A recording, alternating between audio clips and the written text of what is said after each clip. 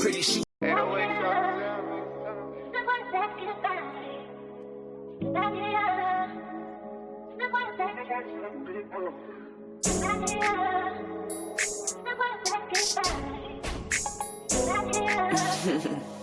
Marvel, you a deadbeat. You never been through the rain, you never felt this pain. You ain't never been through what I've been through. You can't walk a mile in my shoes. You never been through the rain, you never been through this pain. You ain't live what I live, you can't walk a mile in my shoes. Yo, what's the deal? What's the deal, man? It's Big Not a Whole Lot of you already know what it is. We're back with the Nada Show, and we got some reviews for y'all. So stay tuned, and let's get to this shit, man. You know what I'm saying? All right, we got 1, 2, 3, 4, 5, 6 reviews to go through. And we got 6 reviews to go through. And let's see what they're saying. Let's see what they got. Let's see what they talk about. Oh, I'm stuttering like a mom.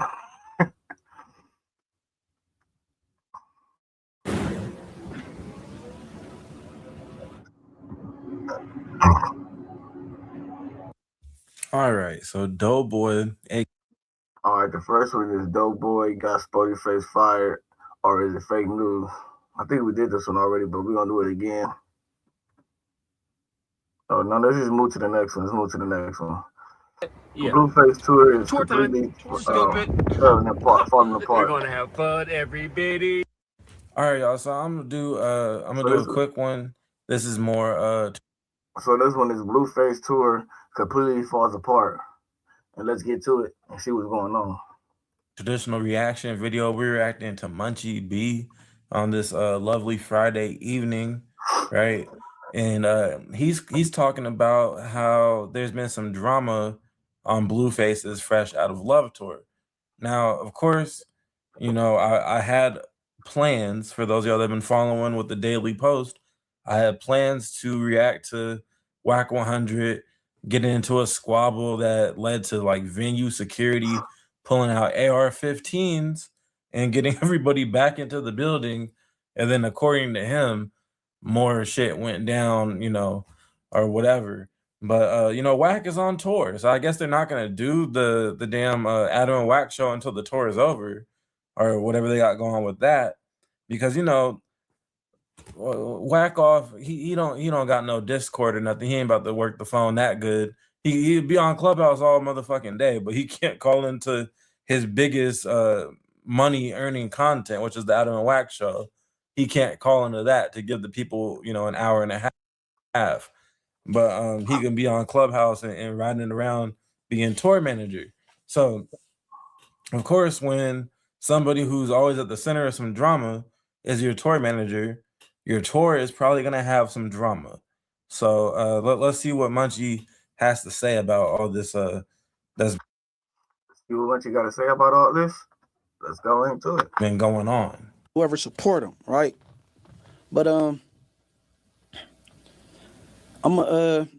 we go step by step on how the tour is going so far. You know what I mean? How we kicking it off? Him and his team. Shout out my nigga Munchie B. All right, first, go ahead. Out here, man. Bus.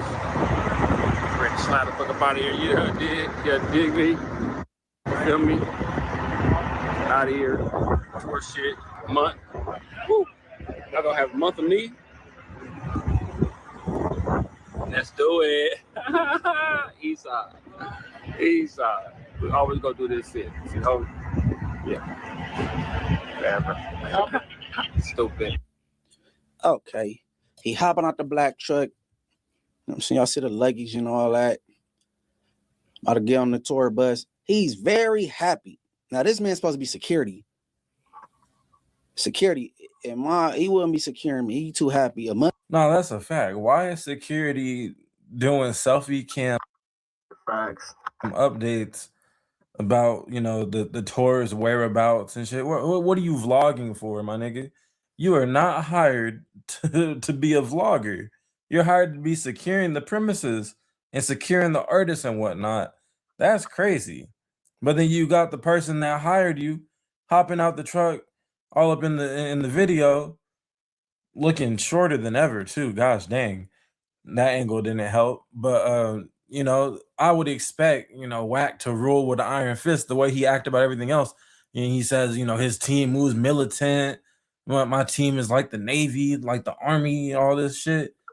If you moving militant, why is, I don't know if he's the head of security, or we're gonna call him head of security just for the extra little salt on it. Why is the head of security vlogging the damn trip? Are you a cameraman or security, brother? Come on.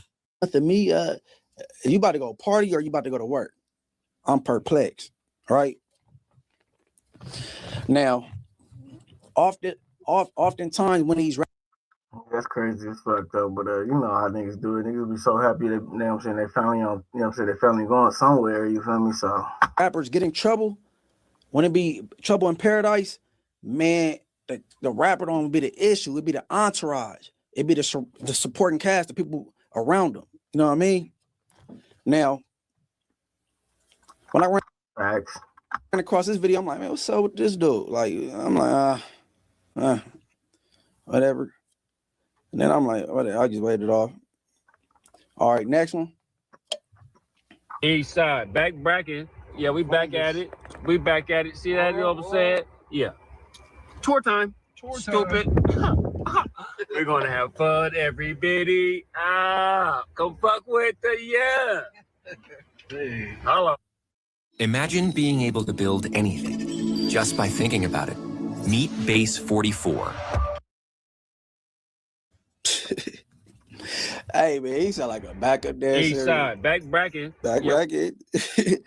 Tortas. What is tortas? Oh no, whatever. Fat Mexican chicks. All right, so look, as a grown ass man, I am like bro is definitely older than me. He got gray all up in his beard and shit. As a grown man, I would never be excited to go on a damn tour. Shit, as a young man, when the homies was doing tours and whatnot, I'd be like, yeah, I'll go if niggas need me to do it. If you need me, I'm there. And you know, niggas know what that means. If you need me to go, if no one else can do what you want me to do, then sure, I'll go. But I'm not excited to go on no dang on tour, especially you're crammed up in a black truck, you're crammed up in a Suburban or whatever, and it's full to capacity. The back seat folded down, full of boxes and shit. And then every seat is full with another grown man.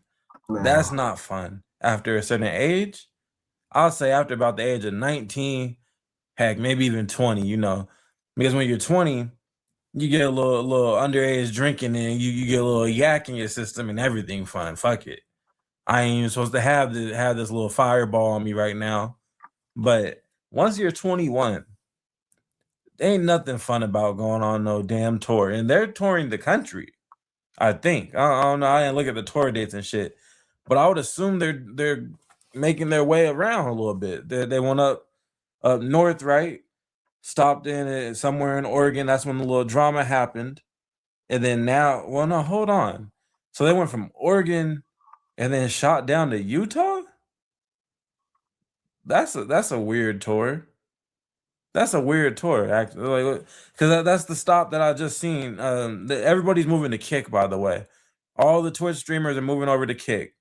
And I just literally, before firing up this Munchie video, Blueface is on stage in Utah right now as I'm recording this. So logistically, that's kind of dumb for whoever organized it. Anyways, let's continue the video. Oh, so he gonna be on tour looking for fat Mexican chicks. Fat Mexican chicks. Oh man, he can't be security. He can't be, man. How many in there right now? Not overall, but like current. Yeah, let me see. 129. All right, look, man. I don't know. It technically means cake, or sandwich, but Tortas, they happy about some tortas. We about to look up and see exactly what tortas is or whatever. You know, man, this dude. I don't know, man. I don't know. It technically means cake, or sandwich, but it is more commonly used to refer to thick or overweight. You better get on them niggas, Munchie. Heavy sets Hispanic women. All right, man. All right, man. Look, this how they kicked it off, right? And I'm like, man, this dude, is he security or he coming to shake his ass? I don't know. Is he a backup dancer? I was real perplexed. I was confused. I'm like, oh, whatever. So they kick off this tour. You know what I'm saying? And one of the first stops was Oregon. It was Oregon. And all right, next. I was gonna go when I'm like, okay, he hopped out like Tommy the Clown. He was so excited. And that's the dude I call his team. When I move, man, bro, you gonna be somewhere dancing. What's wrong with me? I never push up on you, nigga. Back up. Oh, that's why I told you move out the way. Come here. That's why I told you move out the way, baby. Oh, what the fuck? I need to shoot somebody, bro.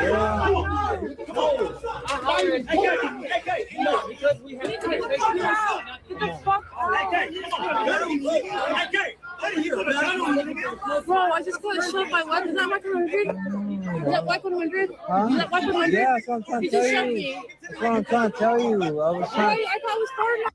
Is that 100? Is that 100? He just shot me. Shut the fuck up, bitch. Get the fuck out of the way. You look at somebody and punch so stupid ass. But there's a fucking rotor right there and I couldn't move. When people are fighting, it's wide. It's like a radius. You gotta I'm trying to go in. Wait till it comes down before we can get in. It's too hard right now. Wait till it gets down. My nigga pulled out Blick. He ain't playing, but damn, yeah, this. Hey, look, man.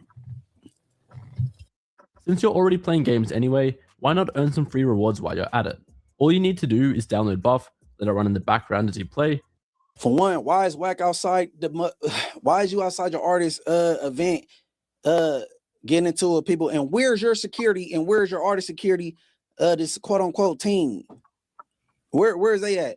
Oh boy, that bust out with the Blick. Back up. He is not a part of your team, brother.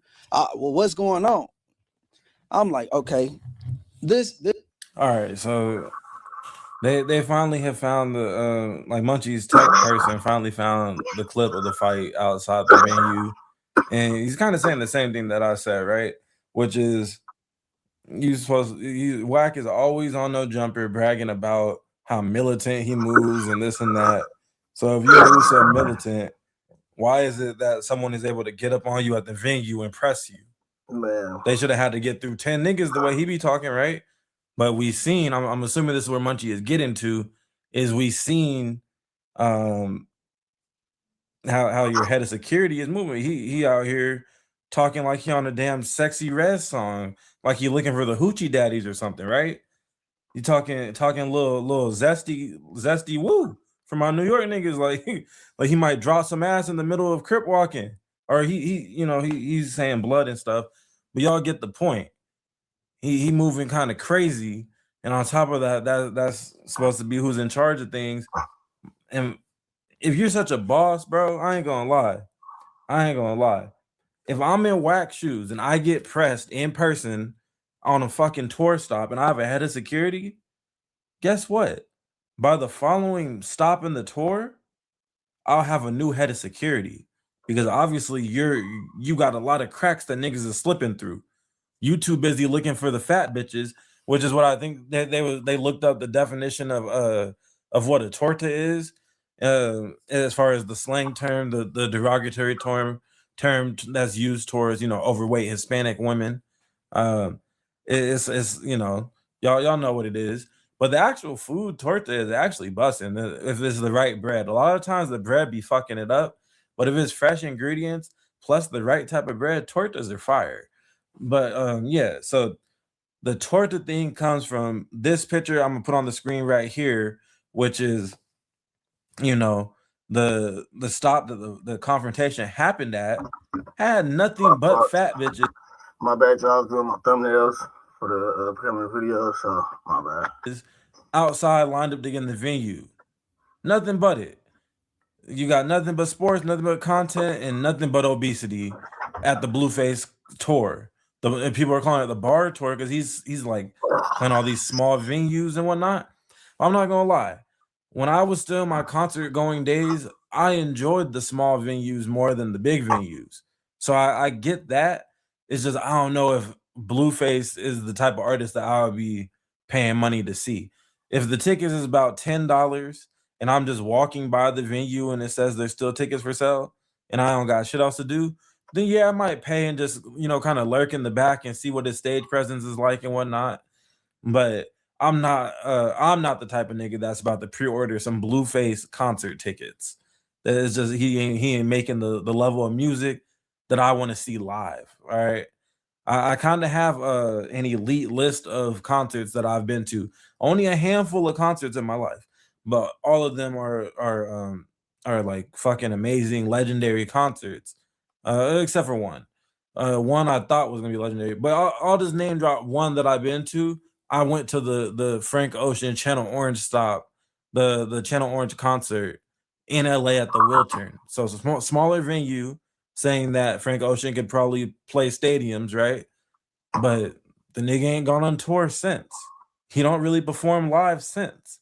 He had the Coachella situation, but his brother had just passed away and things like that. So he ain't really been the same since. So I done seen this generation's Prince perform live. I'm cool. Ain't no concert topping that, in my opinion. But anyways, maybe like one more clip, but then we're gonna get up out of here. This tour about to be a shit show. It's about to be a shit show. Yep. And a shit show it has become. So I honestly thought that I was done with the video around this point. But Munchie B later on goes on to kind of unload. It's like a brief like security guard, overly freaky security guard files on this guy where he was arguing about the inches on his underpants with a young lady, and then it gets serious though. And there's this clip that I pulled from Tasha K's Instagram account, but the clip is out there. On Munchie's video, he got the full regular joint full screen. If y'all don't like the sloppy Instagram, overlay, but regardless, so there's a woman that came out alleging that she was, SA'd by that same bald dude who was hopping out of the black truck looking for the bitches. So, he Whack 100 and put together a team of diabolically horny people, birds of a feather.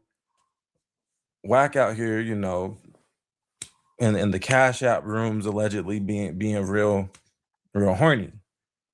Anybody who's pulling to the side of the road to unleash something is overly horny, regardless of if it was to a natural born woman or not.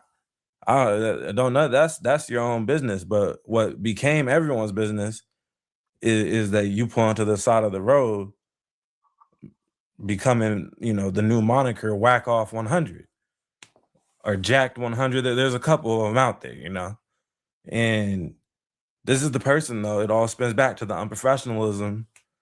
This unprofessional manager is put in liabilities as the head of security. You're supposed to be the person keeping everybody safe. If, like, in theory, if you hire security for a tour for an artist like Blueface, who we know throughout his career, he's had no trouble acquiring women. Even with being, a dirtbag to said woman, he has no trouble getting another one.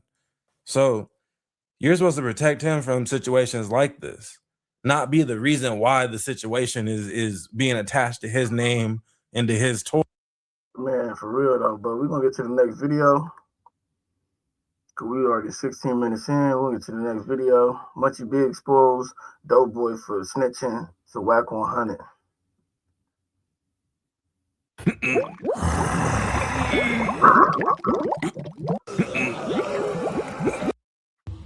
All right, and so we're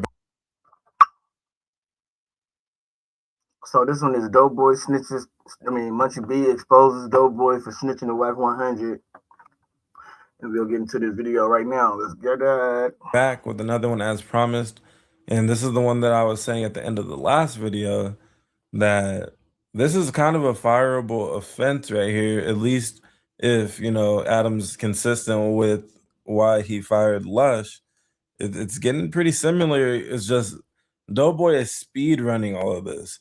The Lush drama and all that stuff in his first run at No Jumper played out over a longer period of time than, the month and some change that Doughboy's, drama is playing out in. But basically, now this is the part of the podcast where Doughboy gets pressed for leaking a group chat that Whack isn't a part of to Whack. And, he's going to try to explain himself.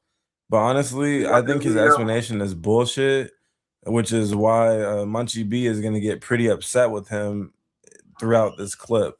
Here, check it out. Could we get to you calling Whack?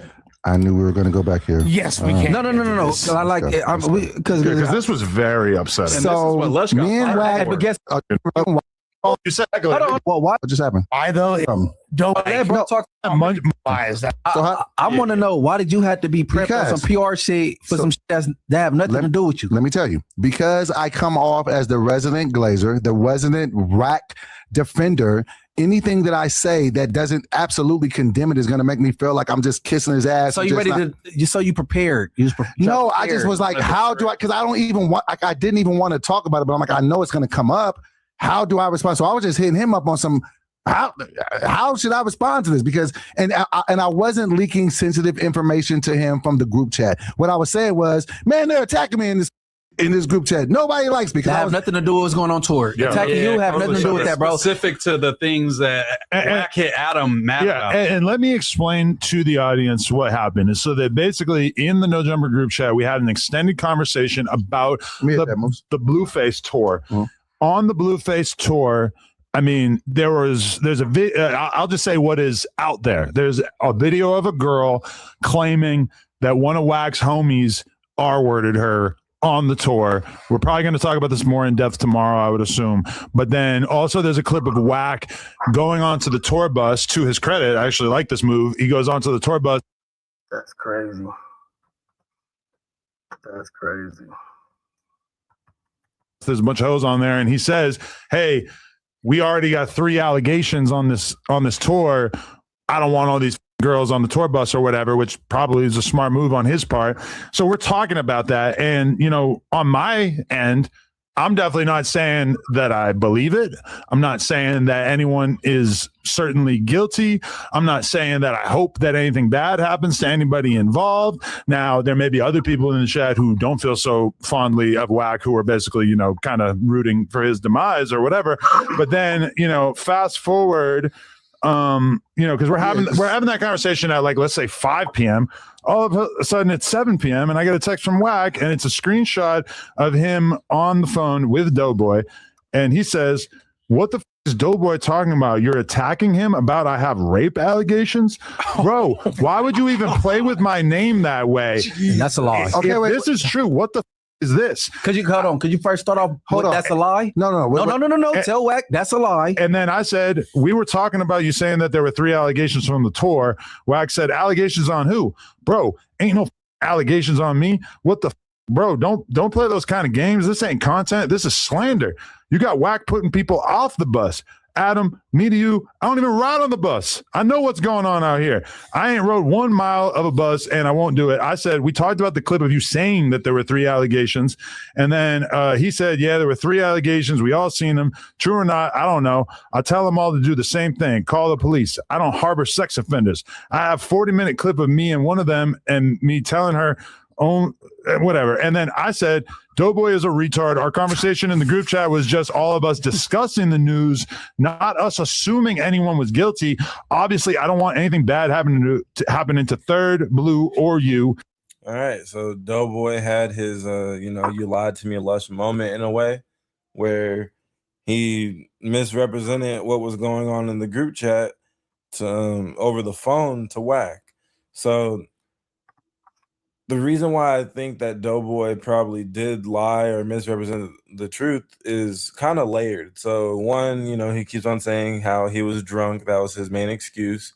His other main excuse is that he was going through a manic episode, or as Kanye West once called it, a stream of consciousness. And then so that combination though, and and the third one being that he told Whack, verbally what he was reading in the group chat. There's no mention of Doughboy sending Whack a screenshot of the group chat. So it's very easy for things to get misconstrued in a game of telephone. Doughboy shouldn't have said nothing in the first place. You know what I'm saying? He shouldn't have said nothing in the first place. You feel me? But that's Doughboy for you. That's Doughboy for you. Actually, that's how he spells it. Doughboy. Literal game of telephone in this case, right? So there's that issue, but then also because of the serious nature of the allegations surrounding the Blueface tour and the security detail and the DJ and this and that, it's honestly becoming too much to even keep up with. It's all people getting kicked off that weren't accused of anything, and the people that were accused staying, all types of stuff. Shout out to Rich Trapper with the exclusive interview. Good piece of journalism over there. But yeah, man, the Blueface tour obviously has Wax stressed out, and Doughboy calls him in the middle of the tour and makes it seem like all of the No Jumper crew, which he already knows his only ally is Adam in Doughboy, making it seem like they're all texting saying that they're preparing a show that's gonna accuse Whack 100 of some more sexual misconduct. And everyone that's been following along already knows that that's a blatant lie, that Whack 100's name was never directly tied to any misconduct. What everybody that reported it, the original videos from the first set of accusations, the girl that was posted on Tasha K, was that this ultimately is a bad look for the faces of the tour, which would be Blueface and Whack 100. Whack 100, as far as he's supposed to be in charge to a degree. We seen on day one of the tour him going on the bus and telling everybody, he's like yelling and stuff like a football coach. Come on now, all the opening acts got to get to the stage. Blah blah blah. He's running a tight ship is what it was marketed to look like day one. But then day 2 and 3 happened. It's like, well, if you're the manager in charge and you're Mr. Loudmouth football coach type manager, why is it that there's now 3 allegations in 3 days? And then in response to that, he kicked the girls off the tour. But nobody ever said that Whack 100 did anything weird with those women on the tour bus or in the hotel or any of that. And Blueface's name has remained clear of anything weird like that. And honestly, we've all seen enough of how Blueface operates. I don't think he would really, get caught up in allegations like that. He may be a cocky guy or whatever, which rapper isn't. He may be a womanizer and stuff like that, but I think everyone would be shocked if Blueface had any allegations. Yeah, it'll be shocking to anybody having allegations like that. You feel me? But it's like, now, nigga, like, so you going on a tour just to do some shit like that? It's crazy work. Of that nature, the people around that are looking at him get all these women and stuff start kind of, it's like watching, weird analogy, but let's say there's some junkyard dogs. One junkyard dog is the main dog that gets all the food. They get fresh chicken and shit that they be finding or whatever. The other dogs are going to be damn near fighting for the scraps that are remaining. So there's one dog that learned how to eat the damn the bone marrow out of the leftover chicken. There's another dog that might be eating stuff from the trash can because it's not even going to work that hard for it. And so that's kind of what the orbiters on the Blueface tour are being accused of, is like these niggas are so desperate and or whatnot that, you know, allegedly they did some weird shit. And not all of them has been honed in on like one or two people, right? But yeah, it's blatantly disrespectful to everyone's intelligence to even try to say like, oh yeah, they're over there saying that you did some shit. It's almost like Doughboy is trying to start drama. But then look here in this part, he then tries to give his excuse for what he was actually doing. But in my opinion, he was telling to Wack. You know, he's telling Wack because he respects Wack or whatever. He wants to remain on Wack's good side. So I think Wack never even instructed Doughboy to be like the Wack 100 mole. I think he just took that upon himself just so he can, you know, be friends with Wack. And yeah, I mean, Wack by that point seemed to understand what I was saying. And I'm sure he would believe me. No, let me say this. Is he lying that you said that, or did you lie? Because nobody was attacking you. I never lied. So you was getting attacked. No, okay. So what happened was, was you getting attacked? Yes or no? Let me respond, Munchie. In that same group chat that we're talking about, you had said Doughboy is going to mess around and say Wack would never do something like that. So that's what I was like. It's a joke. That's a joke about your glazing. Because I was drunk and manic, I took it a different way. Like, what is going on? Hey man, that manic drunk shit ain't gonna always be an excuse. For real, yeah, that ain't gonna save you from a DP on this block. Hey, look. So you lied to him because you wasn't getting attacked, right? No, I was not getting attacked. So you lied? No, okay, not lied. He but felt like I felt like I was being like pressed about. You too big. What am I supposed to say in this situation? No, you could have just not told him about the sensitive conversation that we were just having in the DMs. Even though honestly, I don't feel like I said anything. Like really, that's what I should have done to Wag. Is I should have gone into the group chat and screenshotted the things that I said and sent it to him. I would have redacted what anybody else said, but I would gladly. I'll do it right now. I'll show Wag exactly what I said. Wasn't nobody saying nothing but me, and I sent the links out on the content I did, and then I even Lush said, "Oh, we're not going to talk about Wack." I said, "That I am on my platform. Right. If they don't want to, but I'm saying, so you lied." And because my thing is, I didn't lie. I did feel very confused in the moment to how to respond to it. Like I I think feeling confused might be the synopsis. That nigga's a mark Of Doughboy's existence. You seem like a confused individual, not just on the zesty level, just in general. Like I don't know if it's a midlife crisis or what, but he just seems like he doesn't know who he is as a content creator, as a creative person in general, and that's what leads to this like manic state that he's in, right? And, you know, I don't want to make jokes about his mental well-being or anything like that, but just observing him as a, you know, a person on a podcast, he's kind of all over the place internally. He's consistently annoying externally as far as what comes out of his mouth and how it comes out of his mouth. Man. But that Eeyore energy that I speak of, where it's like, oh, great. Doughboy episode, that energy comes from him being lost, I think. But since he's so lost and doesn't like have a foundation in who he is and what, you know, he wants to be a character, but he doesn't know what character he wants to be, that comes across as like this scattered, puzzled energy that can kind of it can mess up everybody's vibe, honestly. Even through the screen, it messes up people's vibe, which is really where the Doughboy disapproval rating comes from, I think.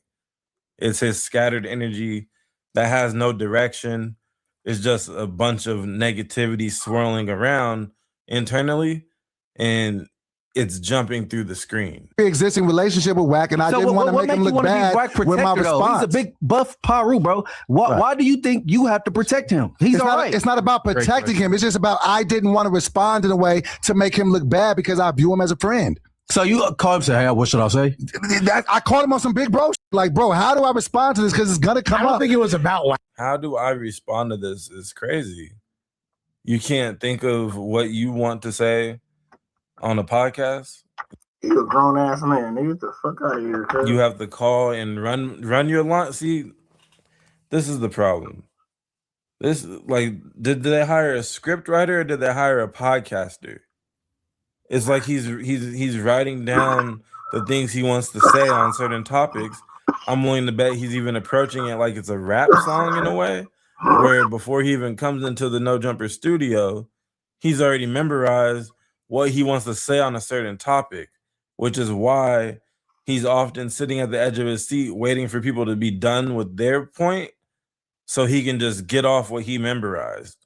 He's treating this shit like it's lyrics. So he's memorizing what he puts in his notes to say on the podcast. And that also, I think, is what's leading to the bad energy. Because why are you so planned and like calculated for a fucking No Jumper podcast? And you know, there's nothing wrong with taking notes. I take notes for almost every video I do. Oh my gosh. I often read from notes for every video I do, right?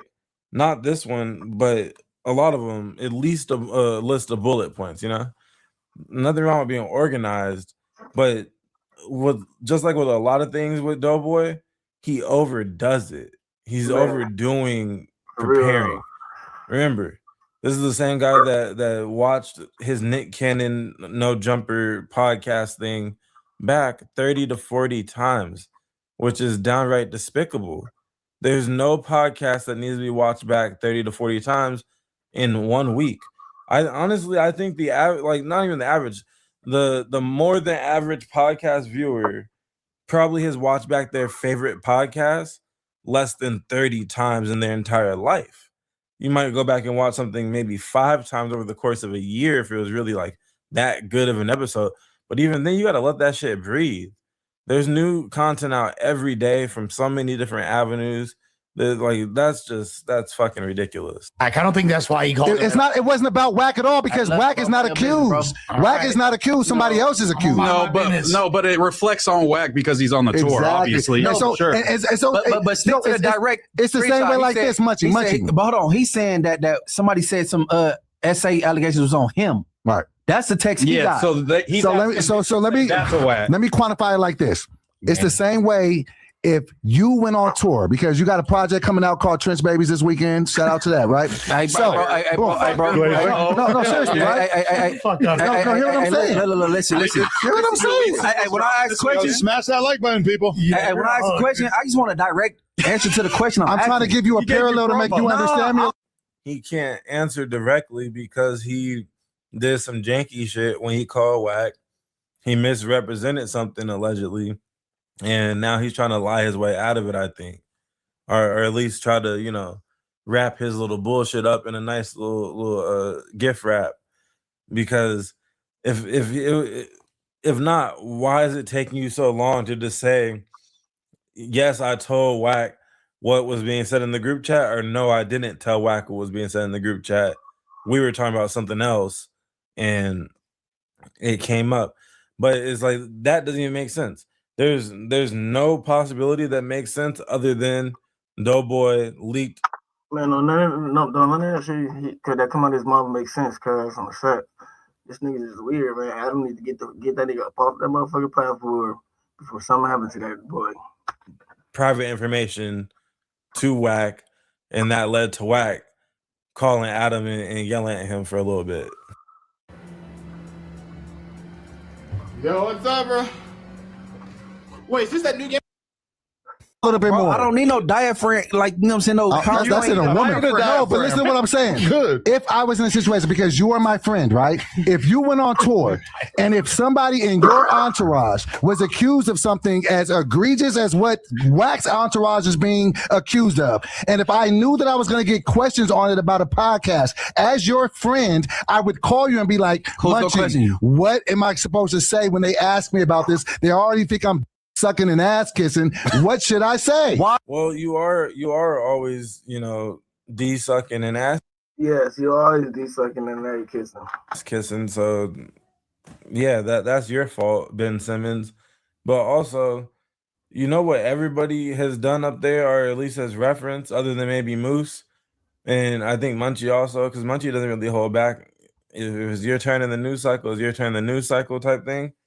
But well, no, he skips topics and stuff too, though. But like I know Adam will reference every once in a while, like, oh, you know, academics is the topic this week or something. And you know, he wants to maintain his relationship with academics, with the Vlad and people like that. So he'll give them a call or a text and let them know, hey, I seen that shit you were in the headlines for. There's no hard feelings. I'm gonna have to cover it on the podcast this week. Lavington. But oh fuck. Shout out. My bad, y'all. Y'all can hear the the current episode coming on right there. But basically he'll call academics or whatever and give them a heads up. And then, you know, kind of let them know, like, I'm not gonna go super hard on you as if I don't know you or respect your relationship, but I do have to cover the topic as a journalist, reporter, blogger, whatever, you know. Got to do my job. And they all have this understanding. And I think even Whack has some level of understanding of that, even if those formal conversations don't usually happen with him, with that media circle that they have. He kind of knows, like, you know, channels are gonna have to talk about certain things that make the way to the internet. He would do the same thing on his platforms. So it's kind of like a no hard feelings thing. It's just when you put the extras on it, such as what Doughboy made it seem like, that there was gonna be extras on it. So that's why Wack was mad. Wack's no dummy. He knows that the tour bus allegations are gonna be a trending topic on the net for the next, you know, 5 to 7 days. Because it's a serious topic, one, but then two, it's impossible to ignore. It's being posted on huge sites and blogs and stuff. Of course, everyone on YouTube is going to talk about it. It's about how far do you go with it? Are you going to start throwing in lies like, oh, Wax being mentioned? No, Wack and Blueface's name are being on thumbnails and titles because it's directly related to the business that they're conducting. And, you know, that's about that. But yeah, this is pretty much all I got from the Doughboy DP episode. Honestly, I think the DP could have been a lot stronger. I expected a lot more. You know, they tried to stay on topic and stay on the tough topics, on the hardball stuff. But Doughboy was doing his best to kind of move the conversation along.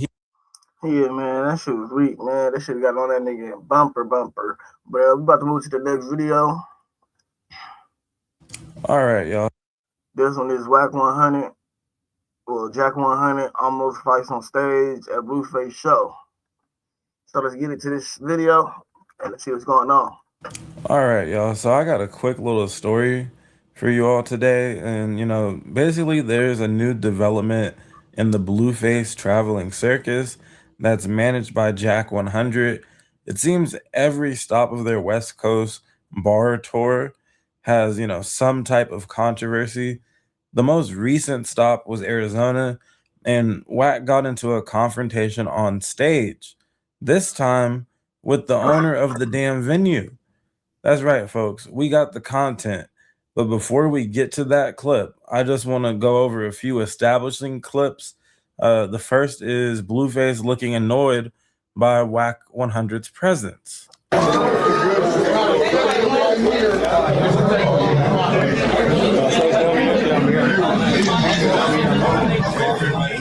Look, nigga, you niggas better not be streaming, nigga.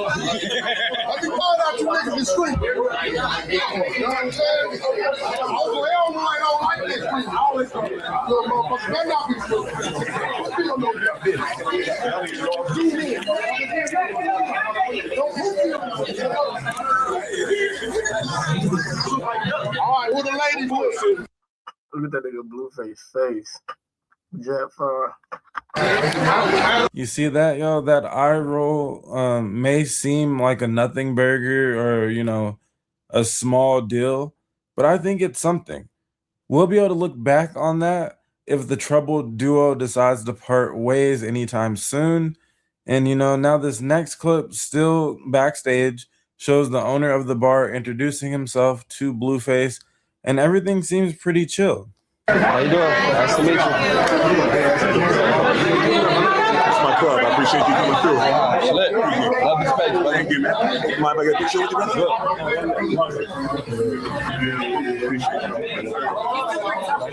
Take a picture real fast. Just right there. Yeah, you good. Just you good right there. Yeah. You gotta make sure. I'm trying to get you a good look, brother.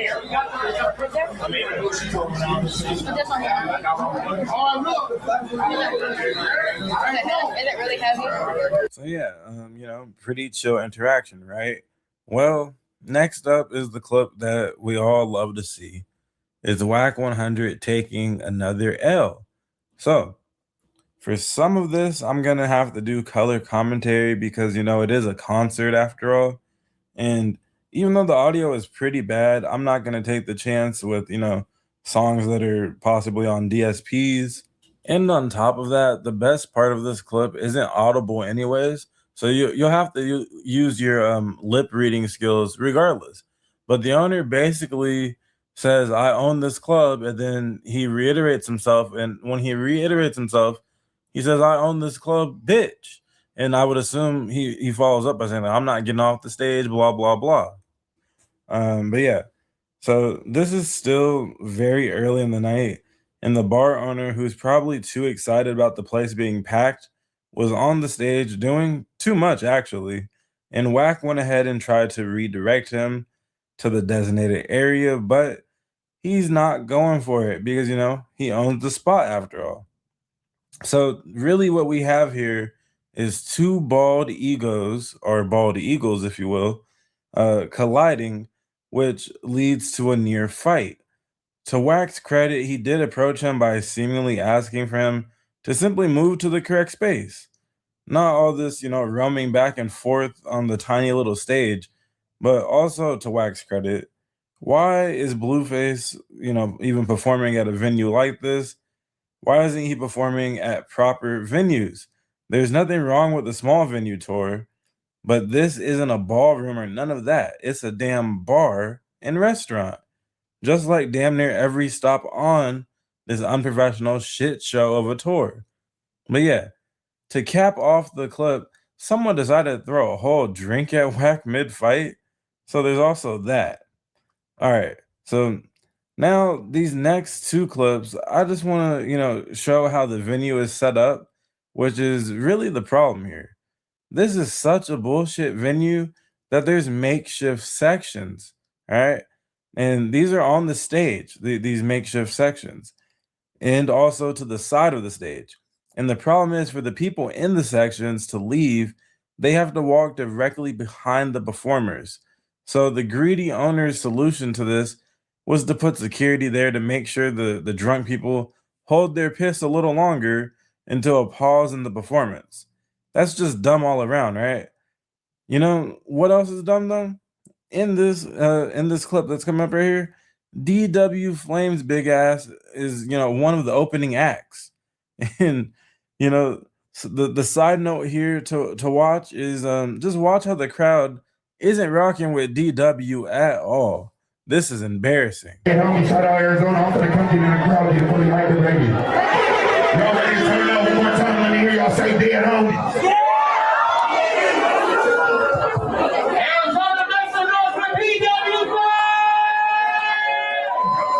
You know what time it is? I need y'all to take the phones and I'll turn the lights on right now. Light it up. Light it up. Light it up. Light it up. Light it up. Take the phones and I'll turn the. They, in fact, did not make very much noise for DW Flame. And, this next clip is simply to display the distraction of, the fans behind the performers again. But you saw it right there. There was like a pack of maybe 8 people that as soon as DW put the mic down and began to walk off the stage, he's now being awkwardly followed by 6 to 8 people. That this is not professional. But yeah, so also here, if you listen closely, you'll now hear a worker tell everyone to leave the makeshift section. Watch me do my. Hold on. What motherfucking city is in the building? You probably be from Arizona, say hell yeah. You see that? As soon as that worker gave those directions, this hybrid version of Party Next Door and DJ Academics, sprung into action.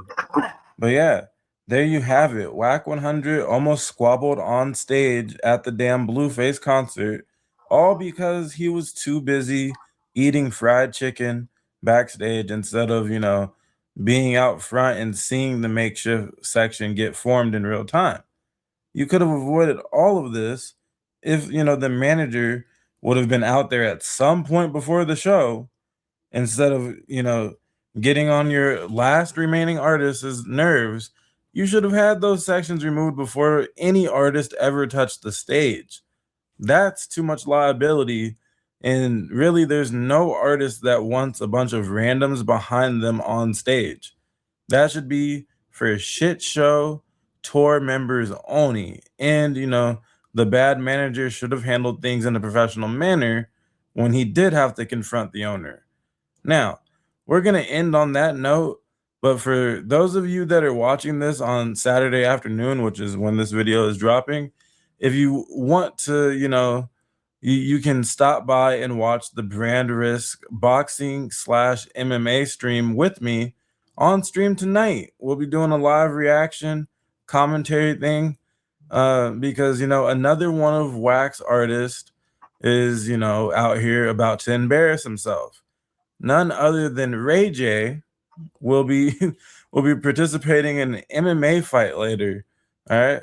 So we'll be watching that. And, Wack's artists, they're super down bad, apparently. He misguides them through legal troubles and just, I guess it leaves them no other choice than to squabble for a quick Aiden Ross bag. This is like the new Dancing with the Stars, but honestly, way more entertaining. I'm not watching Dancing with the fucking. Yeah. But we'll have to go to the next video. Okay. Here.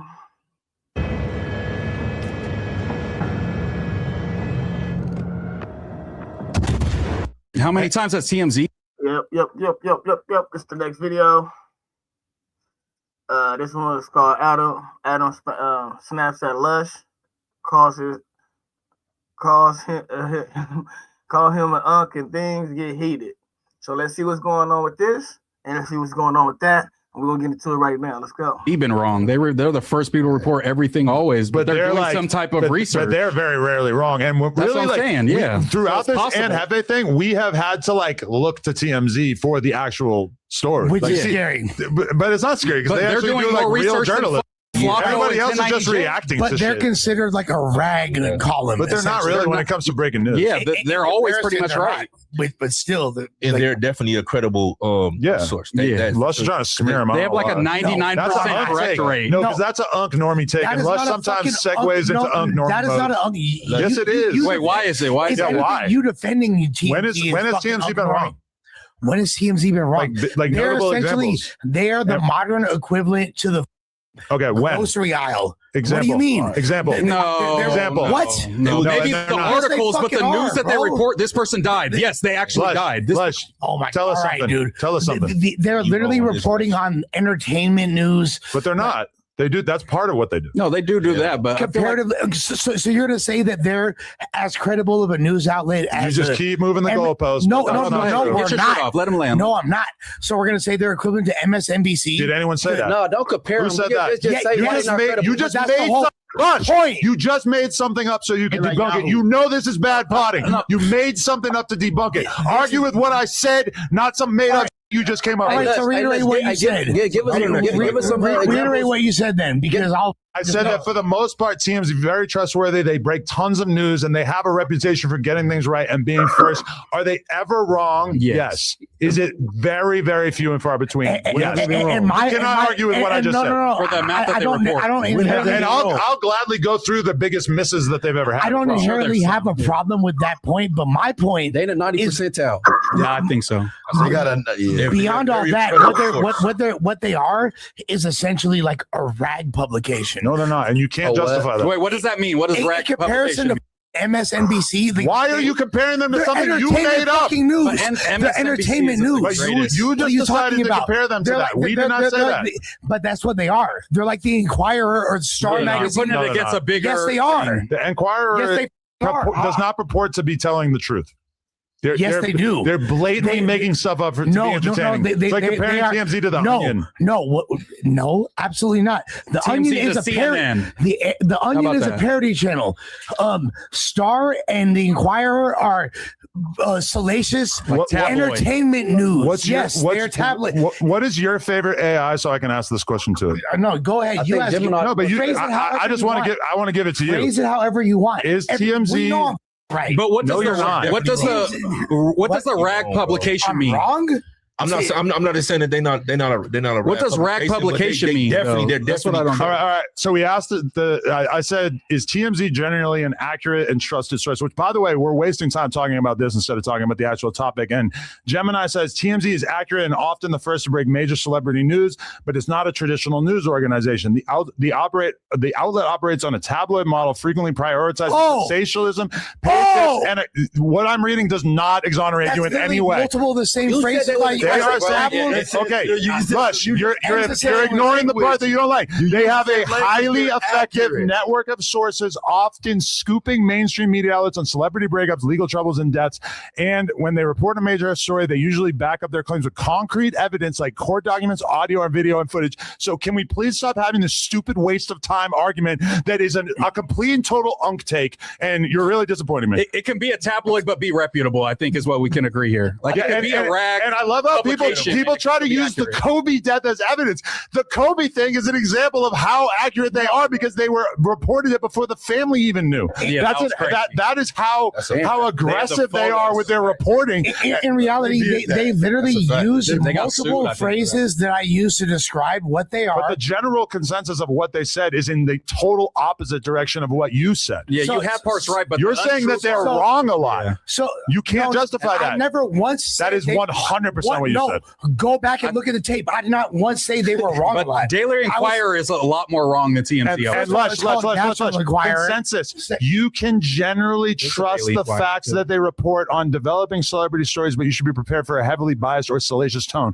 They are a trustworthy news outlet, and the fact that they have been accurate about everything in terms of the Anne Hefe story, while all of our comrades have been wrong about it, says a lot. Is it trashy? But they do report facts. But that's my point. Yeah, it's trashy. Absolutely. One mic. Jay, all of the comrades who made content on it were incorrect. The people who sat back and knew what was going on, they just chose to close their mouth. Right. Like me.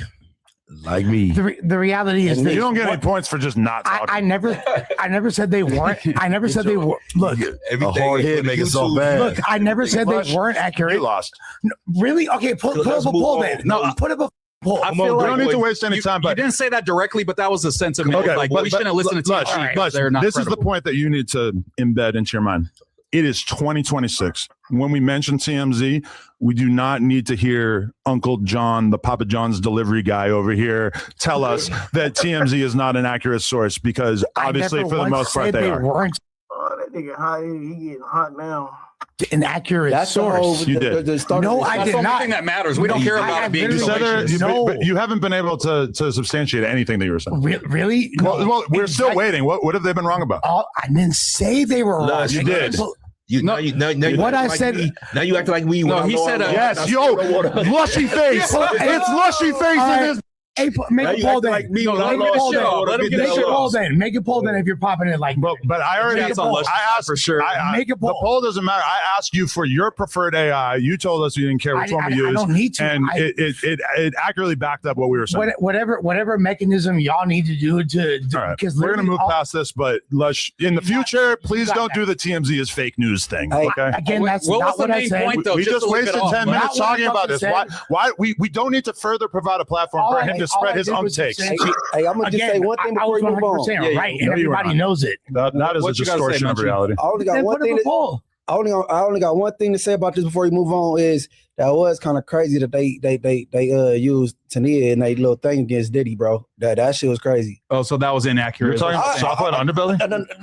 No, her TMZ statement about the Diddy parties, TMZ used it, and she doesn't seem to be the most credible source. Yeah, that's the only thing I'm like, I don't know if you could take that to the bank, but outside of that, they be pretty much on point. They're pretty good. They're pretty good about it. Okay. Shout out to TMZ. They do a great job. Please forgive Lush for his lack of knowledge about Harvey, please forgive Lush. My whole point was, and I've been knowing, I was on TMZ in 2014. I'm irrelevant. Okay, you're right. It is. But the point is this, like, all I said was the hater. Definitely not in any capacity. Oh, they reported on the electric shock collar. They Van Lathan you. They did? No, they did not. That's why he's holding on grip against them. No, they did not. But whatever metric y'all need to do to move reality, all I said was the fact that TMZ is considered a substantial news source and is more than reality. And TMZ is handling business more than all the independent journalists who actually know Flacco in real life is disgusting. So you're that is surprised what I that fucking said. So you're surprised that like the company that's a media company that's like one of the biggest names and has like a huge office full of employees working for them full time had more of an ability to gather the facts than like one person. Yes. Beyond gathering the facts, no, because it doesn't require anything but a couple subordinates that'll look up on Reddit. That's not right, but they did it, and all of our friends did not. That is my point, and that is what is gross to me. So you're saying this cum rag publication who are you could do blaming? this due diligence, but they like can't.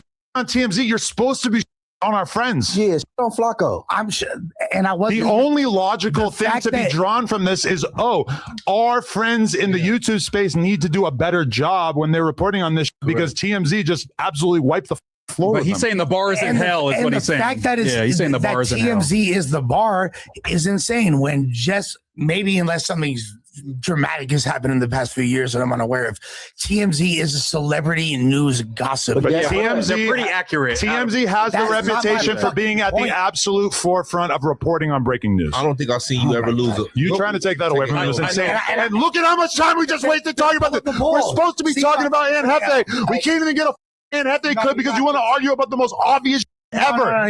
Lushy face. You got it, bro. You got it. You got it. Just let it go, Lush. You got it. You got it. It's a different up so we can move on. No, you got it. TMZ wouldn't even be. We know.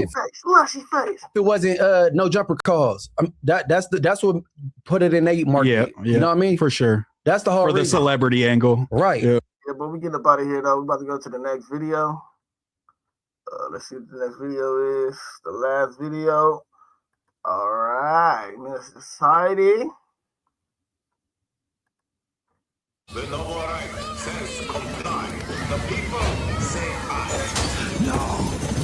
And when we know. All right, this is Minister Society. Minister Society, 1993. 28 Secrets hidden from.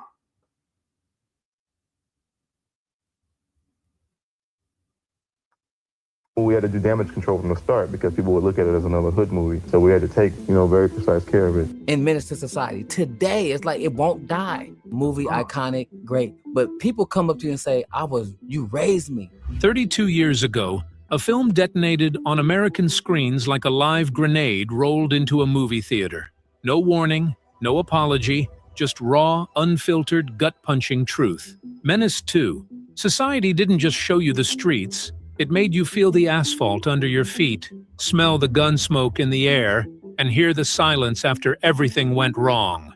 But here's the thing about a film this powerful. What you saw on screen was only half the story. Behind the camera, a war was being fought. Feuds that escalated into actual violence. A superstar rapper who got fired and then came back swinging, literally. Gang members who weren't acting. Real bullets that shut down production. A rating so extreme the studio nearly killed the whole film.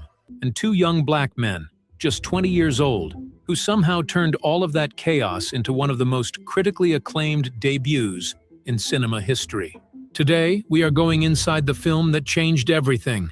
28 secrets, buried for decades, that will completely change how you see Menace 2 society. Let's get into it. Secret number 1. The directors were only 20 years old. Here's a fact that still doesn't feel real no matter how many times you read it. When Alan and Albert Hughes, the twin brothers who directed Menace to Society, wrapped the film, they hadn't yet celebrated their 21st birthday. Think about that. They hadn't even reached the legal drinking age in America, and they were already delivering one of the most viscerally powerful directorial debuts in the history of American cinema. The Hughes brothers had grown up in the greater Los Angeles area and had sharpened their craft directing music videos, over 30 of them, for artists including Tupac Shakur and Tone Loch. But a music video is 3 minutes. Menace to Society was a full-length feature film set in one of the most dangerous neighborhoods in the country, with real gang members around every corner, a volatile cast, and a studio breathing down their necks. And they pulled it off. Not just pulled it off, they made something that Roger Ebert and Gene Siskel both put on their 10 best films of 1993 lists. At 20 years old, ask yourself, what were you doing at 20? Secret number 2.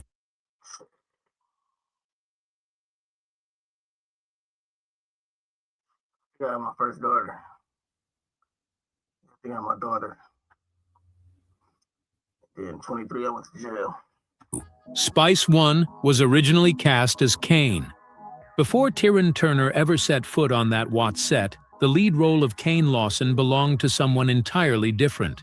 West Coast rapper Spice One, known for his raw, street-level storytelling on tracks like Welcome to the Ghetto, was the Hughes brothers' original choice for the starring role. The connection made sense. The Hughes brothers had directed several of Spice One's music videos and already had a working relationship with him. Spice One also reportedly claimed he was considered for the role of O-Dog at some point, but after communication errors between Spice One and his management created problems in the early stages, he was let go from the project. That opened the door for Tyrone Turner, whose face you may recognize from Janet Jackson's extended Rhythm Nation video, to step in and deliver one of the most haunting, emotionally layered performances of the 1990s. The performance critics said should have launched him into superstardom. Imagine the film with an entirely different Kane. The chemistry, the energy, the arc, all of it different. Sometimes the wrong things have to fall apart so the right things can fall into place. Secret number 3. Eazy-E was considered for O-Dog. The casting secrets run even deeper. In 2023, Alan Hughes dropped a bombshell revelation. NWA legend Eazy-E was at one point considered for the role of O-Dog, the same O-Dog that Lorenz Tate turned into one of the most terrifying characters in 1990s film. O-Dog. Lorenz Tate killed O-Dog, that nigga. That nigga, man, that motherfucker part good. Was the craziest nigga alive. America's nightmare. According to Hughes, it never progressed because he found Eazy-E to be controlling on set. So the role that could have belonged to one of the architects of gangsta rap went instead to a young actor from the south side of Chicago, making his feature film debut. And what a debut it was. Secret number 4. MC Ren turned down a wax to join the Nation of Islam. Before MC8 became the menacing A-Wax, that role belonged to MC Ren, the notoriously underrated lyricist. Yeah, I ain't know everybody part was supposed to be somebody else's part. That's crazy. From NWA. Ren was locked in to play the role, but in late 1992, he converted to the Nation of Islam and turned the part down. His new faith led him away from a project centered on the very street violence he had once rapped about. That created the opening for Compton rapper MC8 to step in. And here's something fascinating about MC8's performance. According to reports, he ad-libbed most of his lines, pulling from authentic lived experience to make A-Wax feel completely real. The studio had actually mandated that a platinum rapper be cast in the film, so MC8's arrival was not accidental. It was a requirement embedded in the film's deal with New Line Cinema. Secret number 5. Tupac Shakur was fired and then attacked the director. This is the story everyone has heard pieces of, but the full picture is even more dramatic than the legend. When New Line Cinema agreed to finance Menace to Society, there was a condition attached. A prominent rapper had to be cast in the film. The Hughes brothers had previously directed Tupac Shakur's music video for Brenda's Got a Baby and had a working relationship with him. though by their own admission, they were already aware he could be difficult. They cast him anyway, in the role of Sharif, Kane's Muslim friend, described in the script as an ex-knucklehead turned Muslim. And this is where the tension began. Tupac did not want to play Sharif. While every other rapper in the cast was playing roles closer to their gangsta rap personas, Tupac was being asked to portray a stoic, pious Muslim. He had serious objections, not just about prestige, but about authenticity. He couldn't understand why a kid from the inner city would turn Muslim without a deeper backstory to explain it. He asked the Hughes brothers to write that backstory into the script. They refused. According to MC8, every time we got ready to rehearse, he had an opinion about his character. Tupac shouldn't have been gang-banging.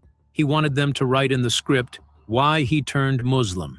Tupac was quoted as saying, "Fire me from this movie because I ain't gonna play no gangbanger who's a Muslim. There ain't no such thing. I refuse to play parts that don't exist." He began arriving late to rehearsals. He resisted table reads. The friction became impossible to manage. The Hughes brothers fired him, and Tupac didn't take it quietly.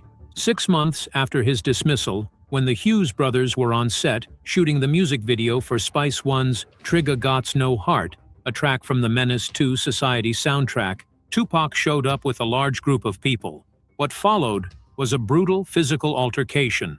According to Spice One, Alan Hughes walked away looking like he had stepped out of a horror film.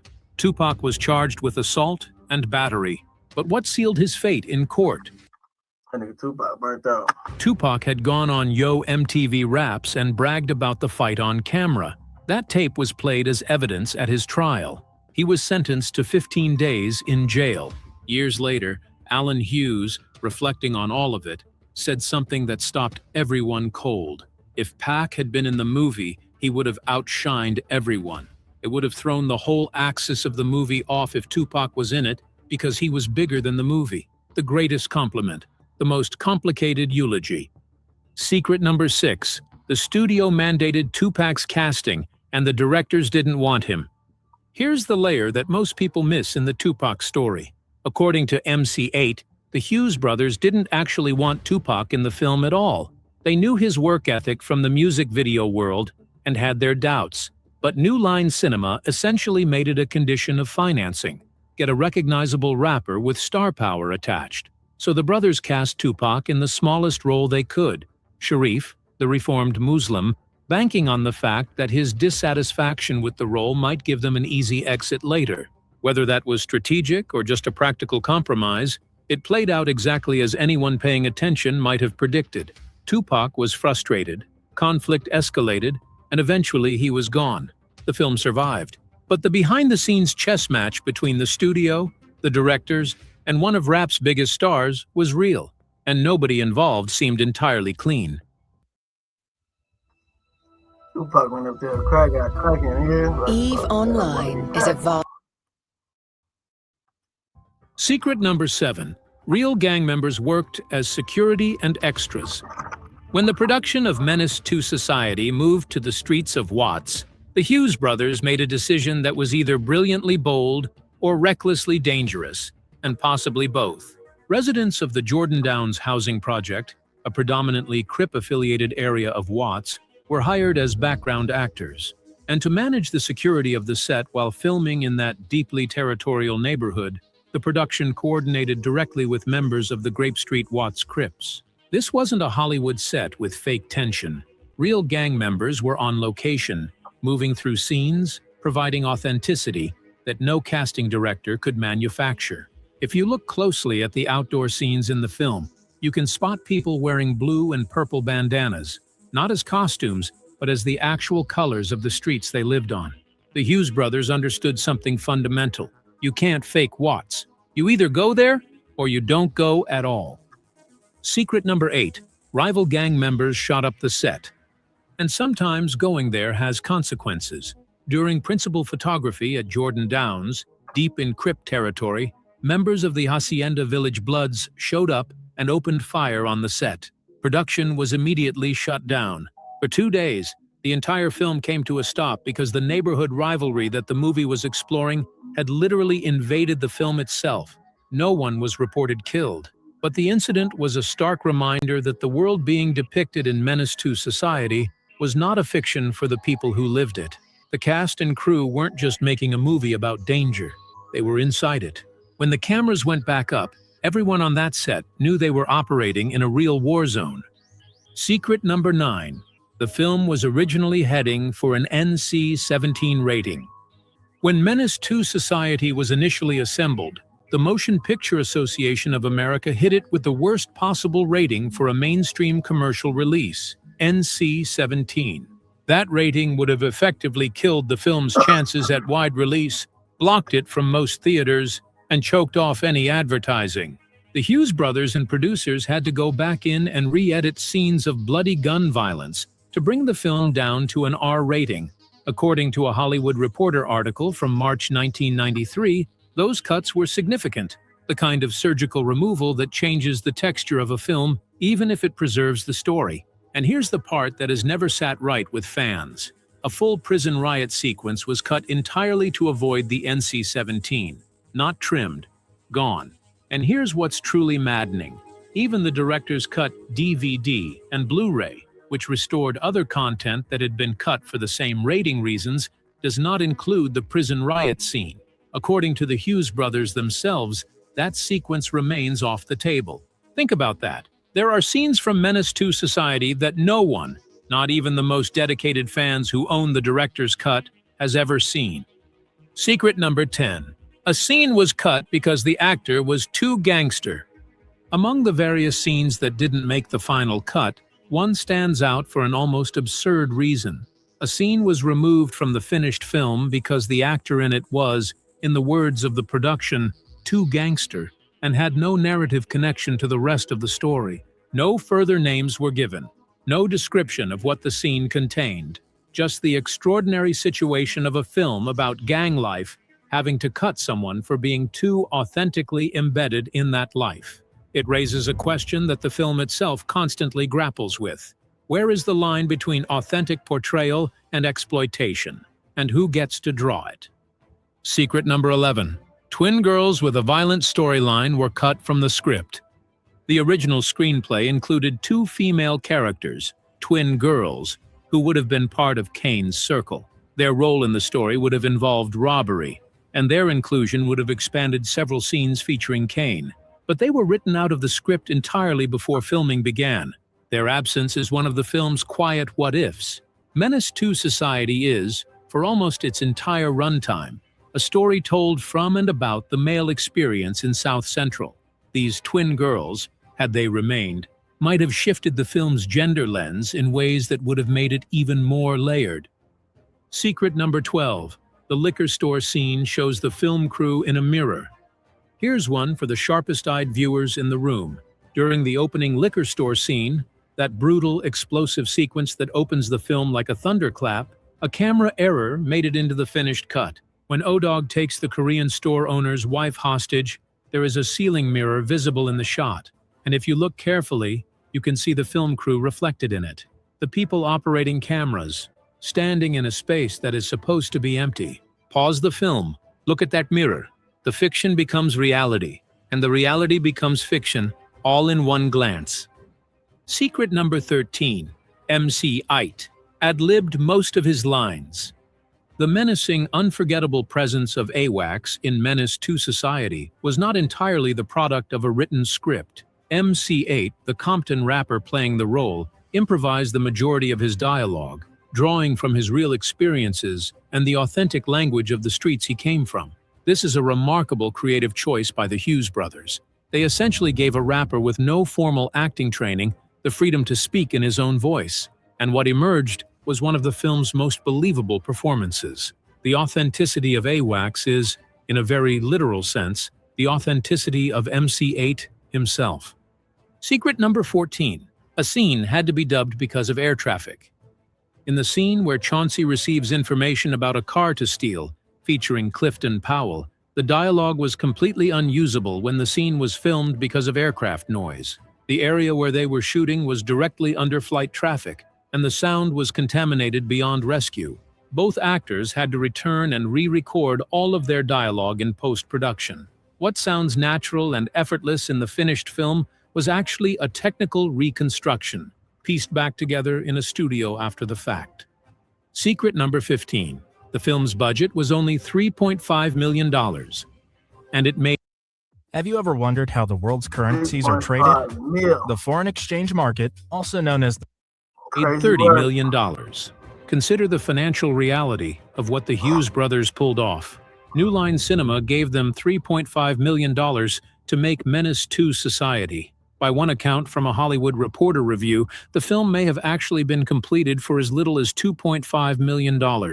Against that tiny investment, the film grossed approximately $30 million worldwide, with over $27.9 million coming from the United States and Canada alone. It opened on Memorial Day weekend 1993 in 464 theaters, taking in $3.8 million in its opening weekend. Not a #1 debut, but a genuine cultural eruption. A return of nearly 10 times the investment from two 20-year-olds for a film the studio almost couldn't release because it was too violent. Secret number 16. It premiered at the Cannes Film Festival. Before Menace II Society hit American theaters, it made its world premiere at the prestigious Cannes Film Festival, specifically in the Director's Fortnight section, which is dedicated to bold, innovative first and second features. Let that sit for a moment. A film about drug dealing, gang violence, and death in the housing projects of Watts, Los Angeles, born from a $3.5 million budget, directed by two black 20-year-olds, was celebrated at Cannes, the most famous film festival in the world. The Hughes brothers walked the Cannes red carpet before most people in America even knew their names. This was not a coincidence. This was a statement. Secret number 17. It beat Schindler's List and Jurassic Park for Best Movie at the MTV Movie Awards. The year was 1994. The MTV Movie Awards presented its award for Best Movie. The nominees included The Fugitive, Philadelphia, Jurassic Park, Schindler's List, Steven Spielberg's Holocaust masterpiece that would go on to win the Academy Award for Best Picture that same year. Menace II Society won. A gritty, no-budget hood film from two young black directors beat some of the most celebrated films of the decade at a nationally televised awards show. It was a moment of recognition from an audience, young, diverse, culturally tuned in, that understood something the more formal awards bodies were slower to acknowledge. Secret number 18. This was Jada Pinkett's theatrical film debut. Before Jada Pinkett Smith was one of Hollywood's most recognizable names. Before Set It Off, before Ally, before The Matrix Reloaded, there was Ronnie. Menace II Society was Jada Pinkett's theatrical motion picture debut. She had done television work before, but this was her first appearance on the big screen, and she delivered a performance of devastating warmth and quiet desperation. A woman trying to pull someone she loved out of a world that was consuming him. The film gave the world Jada Pinkett as a movie actress, and the world has never forgotten it. Secret number 19. It was Larenz Tate's feature film debut too. The same is true for the young man who played the film's most electrifying character, O-Dog, the terrifying, impulsive, casually violent best friend who drives so much of the film's carnage, was Larenz Tate's feature film debut. Tate was from the south side of Chicago, and he brought something to O-Dog that no amount of directing could manufacture. A coiled, unpredictable energy that made every scene he was in feel like a wire about to snap. Critics called his performance star-making. One reviewer described him as a powerhouse who practically vibrated with menace. And yet, this was his first film, his very first. Secret number 20. Samuel L. Jackson played Kane's I figured that out a long time ago, though, but yeah. Father in a flashback. Before he was Nick Fury, before Pulp Fiction, which coincidentally would also be released in 1993, Samuel L. Jackson appeared in Menace II Society in a brief but searing flashback role as Kane's father, Tat Lawson. In the scene, the young Kane watches his father shoot and kill a man during a card game over something petty. It is the original sin of the film, the moment that sets every domino falling. Jackson delivers it with a chilling casualness that burns itself into your memory. It was a small role for a man on the verge of becoming one of cinema's biggest stars, but Jackson brought his full intensity to it, and that intensity is why the flashback haunts the film long after the credits roll. Secret number 21. The screenplay was co-written with their friend Tiger Williams. The script for Menace to Society was not solely the work of the Hughes brothers. They wrote it with their close friend Tiger Williams, a collaboration that gave the screenplay its specific emotional texture.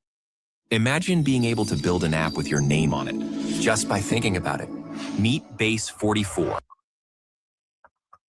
And authenticity. Williams brought personal insight to the story that grounded it beyond the purely cinematic.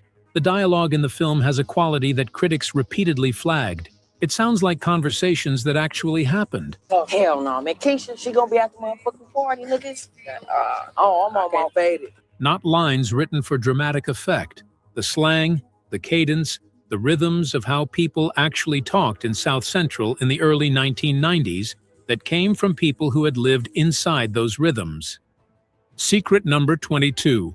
The screenplay's original title was different. When the Hughes brothers and Tiger Williams first developed the screenplay, the film had a different title. It was only during the course of bringing it to production that it became Menace to Society, a title that functions on multiple levels simultaneously, implicating both the characters within it and the systems that shaped them. The final title captures the film's central tension. Who exactly is the menace? Is it Kane? Is it O-Dog? Or is it the society that created them, failed them, and then condemned them? Secret number 23. The Watts riot footage at the opening is real archival material. The film opens not with fiction, but with history. The pixelated, grainy footage of the 1965 Watts riots that begins Menace to Society is real archival material, sourced from the Sherman Grinberg film libraries and credited in the film's end titles.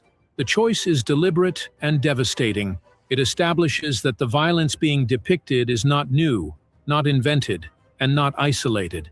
It is the continuation of something that began decades before Kane was born. The riots, sparked by a traffic stop in a black neighborhood, inflamed by systemic neglect, are the origin point from which the film draws a direct line to the early 1990s. The pixelation was also a conscious artistic decision. It creates a sense of tension and confusion that mirrors the chaos of that moment in history. You're not watching a clean historical document. You're watching a wound that never properly healed. Secret number 24. Real violence connected to the film happened after its release. The impact of Menace to Society was not limited to the screen. After the film's theatrical release, incidents of real-world violence were directly linked to it. Hollywood Reporter documented multiple incidents in late 1993 and early 1994. Most disturbingly, a young man in Albuquerque, New Mexico, imitated the convenience store robbery carried out by Kane and O-Dog in the film's opening sequence. He replicated it directly from the movie. The filmmakers had set out to make an anti-violence film, pairing brutal imagery with Marvin Gaye's What's Going On to create moral weight around the carnage. But the very authenticity that made the film powerful also made it dangerous in the wrong hands. The line between portrayal and instruction is thinner than anyone wants to admit. Secret number 25. The soundtrack went to number 1 on the R&B charts. The musical identity of Menace to Society was as carefully constructed as its visual one. The soundtrack, released on May 26, 1993 by Jive Records on the same day as the film, featured some of the most important voices in West Coast hip-hop of the era: MC8, Spice One, Too Short, DJ Quick, and others. It peaked at number 11 on the Billboard 200 and number 1 on the top R&B/hip-hop albums chart. For 6 weeks, it sat at the top of that chart. This wasn't just a film that resonated visually. It resonated sonically, culturally, in every direction simultaneously. The soundtrack was its own cultural event.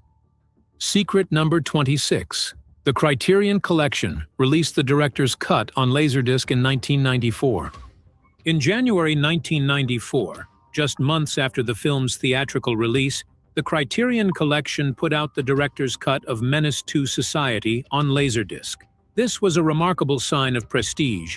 The Criterion Collection, which is dedicated to preserving important films in definitive editions, recognized the Hughes brothers' debut as worthy of that treatment almost immediately. This was one of Criterion's first major releases of a contemporary African-American film in a definitive format. The move validated not just the film, but the genre, and signaled that the Hughes brothers were being taken seriously by the gatekeepers of cinema. In 2021, Criterion announced the film would be part of its first-ever 4K Ultra HD release slate. Secret number 27, Entertainment. Weekly named it one of the 50 greatest independent films. In a 1997 special supplement distributed to subscribers, Entertainment Weekly named Menace to Society one of the 50 greatest independent films ever made. This was recognition that extended far beyond its moment of release. 4 years after the film came out, critics and film historians were still placing it among the most important, independently produced works in American film history. Not one of the best hood films, not one of the best black films, one of the 50 best independent films, full stop. The Hughes brothers were 20 years old when they made it. By 1997, it was already considered a classic. We have a fix. Sound off with a voice that matches your main, or assemble and deploy your best audio memes with the... Secret number 28. Alan Hughes later said Tupac would have outshined everyone and broke the film. We end where so much of the mythology of Menace to Society began, with the ghost of Tupac Shakur, who never appeared in a single frame of the finished film, but whose presence haunts every conversation about it. After Tupac's death in September 1996, the prolific rapper and actor Tupac Shakur died in Las Vegas. Alan Hughes gave an interview to MTV News in 2013 that crystallized the complicated legacy of the whole saga. If Pac had been in the movie, he would have outshined everyone. It would have thrown the whole axis of the movie off if Tupac was in it, because he was bigger than the movie. Let that statement breathe. The director who fired Tupac, who pressed charges after being assaulted by him, who endured years of the fallout, is saying that Tupac would have been so electrifying, so magnetically dominant, that he would have unbalanced the entire film. That the movie we got, the one that made Roger Ebert's Best of the Year list, the one that beat Schindler's List at the MTV Movie Awards, the one Criterion canonized, might have been worse with Tupac in it. Not because Tupac wasn't talented, but because he was too talented, too big, too much. So a conflict that began in ego escalated into violence and ended in a courtroom may have inadvertently saved the artistic integrity of one of the greatest American films of the 1990s. History has a sense of irony that no screenwriter would dare put on paper. 28 secrets, and every single one of them is true. Menace to Society was never supposed to be easy. It was supposed to be honest, and honesty at that level, the kind that gets shot at, nearly rated into oblivion, and born from two 20-year-olds who refuse to blink, is extraordinarily rare. Here's what I want you to sit with. This film was made for $3.5 million. The people behind it were barely old enough to vote. They filmed in a neighborhood where the crew was literally fired upon. They lost a superstar, gained a lawsuit, fought the ratings board, and still delivered something that Cannes celebrated, Criterion preserved, and millions of people around the world have never forgotten. And 32 years later, we're still talking about it. Now I have a question for you, and I genuinely want to know, which of these secrets shocked you the most? Was it the Tupac assault? The real gang members on set? The prison riot scene that still doesn't exist anywhere you can watch it? Drop your answer in the comments right now. Let's build this conversation. And if you're someone who has watched Menace to Society more times than you can count, did any of these change how you see it? Did you look at that liquor store mirror scene differently just now? Because that's what the best secrets do. They don't just reveal information. They reframe everything you thought you already knew. If this video hit different, share it with someone who loves this film. Subscribe if you want more deep dives like this, more buried history, more untold stories. All right, man. Drop in the comments, man, what secrets y'all think y'all didn't know, or which ones y'all liked. Drop in the comments and let me know what y'all think about this video. about all the videos. Let me know what's going on. Let me know what's up. And then we'll be right back with another video.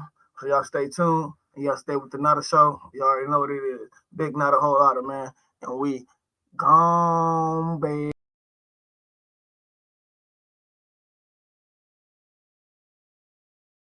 Baby, and you know I'm with the shit. 860 gangsta crib. She know what's your money, the mouth for you up in this bitch. I got your bitch in the back, she giving me dome on crib. I put a wig on the pig and I send it straight to Fig. I'm gonna get this money by any means necessary, that's on crib. I'm gonna get this money by any means necessary, that's on crib. You never been through the rain, you never felt this pain. You ain't never been through what I've been through.